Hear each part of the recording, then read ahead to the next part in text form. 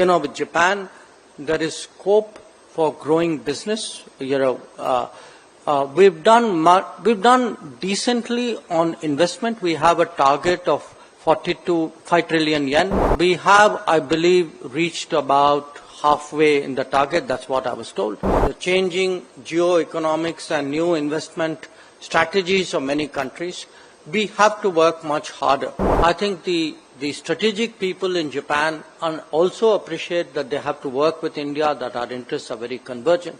The business logic still hasn't got that kind of, I would say, weight and momentum in their own system. But I think the really missing piece to me is the societal connect, the skill connect, the language connect among South Asians. Actually, India has the lowest number of people in Japan. So there are big gaps there. And we need to work much harder at those gaps. My question is related towards the Indo-Pacific, sir. In a recent visit to the Indo-Pacific region and specifically to Japan and Philippines, the impression that we got was the strategic autonomy of India has got acceptance, a large acceptance there. That is one. However, the business ethics are a little, they need to be worked out in a little better manner so as to engage Japan in a more beneficial way. From time to time, we are challenged. There have been occasions in some of our neighbors when we have become the political issue. And if you look at the extent of proofing, I would actually suggest to you, we've done some good work there, that we have actually managed to mitigate some very sharp situations.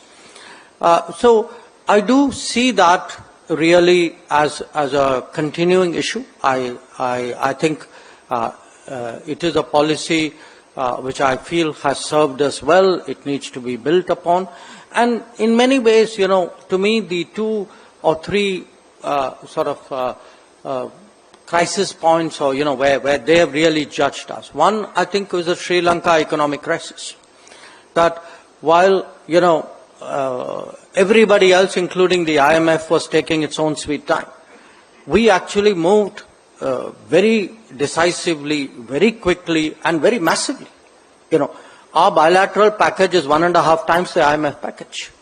And today, if anybody goes to Sri Lanka and look at really what public opinion in Sri Lanka feels about us, and we have some pretty complicated history in that country, you can see the impact that it has made.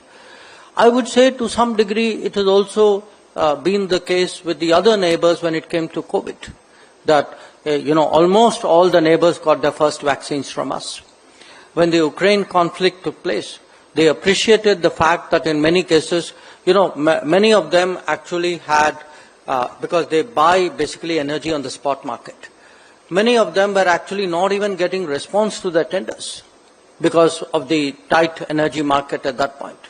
Now they realized having a pipeline to India, being part of a larger economy's pull factor is something that benefits them. So, the neighborhoods for any country, especially for big countries, will never be easy. But neighborhoods need hard work, and frankly, given some other neighbors that we have and they have, neighborhoods will also be very competitive. And, there's no point moaning and groaning about it. I think if we have a competition, we need to compete. And that's really what we are trying to do. So, at least in our neighborhood, we have shown that we have the ability to stand up, to push our interests, to compete against other countries, and often, I would say, out-resource them and definitely outperform them. So, I do think we have a very, solid record out there. On Japan, I wasn't entirely clear on one comment. You said something about business ethics, but I do accept that, with Japan, there is scope for growing business. We've done decently on investment. We have a target of 5 trillion yen, which is $42 billion till 2027 as new investments to come in for those 5 years. We have, I believe, reached about halfway in the target. That's what I was told.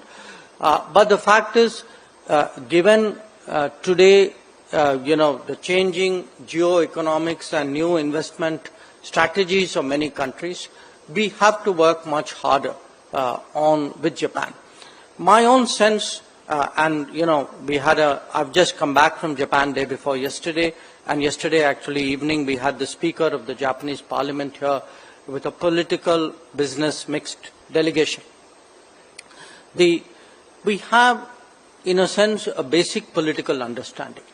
I think the strategic people in Japan also appreciate that they have to work with India, that our interests are very convergent. My sense is the business logic still hasn't got that kind of, I would say, weight and momentum in their own system. It's doing decently, but at a certain flat level. We are not seeing pickups. There are some good trends. In fact, this week there's been big investment ramp-ups by both Toyota and Suzuki. But we need to see something much bigger than that. But I think the really missing piece, to me, is the societal connect, the skill connect, the language connect. Some of you would be shocked that among South Asians, actually India has the lowest number of people in Japan. That there are more Nepalis, Sri Lankans, Bangladeshis, Pakistanis working in Japan than there are Indians. If you look at the number of students, there are 1.3 million students, Indian students across the world. There are 1,500 Indian students in Japan. So there are big gaps there. And we need to work much harder at those gaps because, especially with Japan, if you don't drill down and make it happen and, fix it bottom up, it's not going to unfold by itself. It's not a headline-driven relationship. It is actually a bottom-up, grunt work kind of relationship.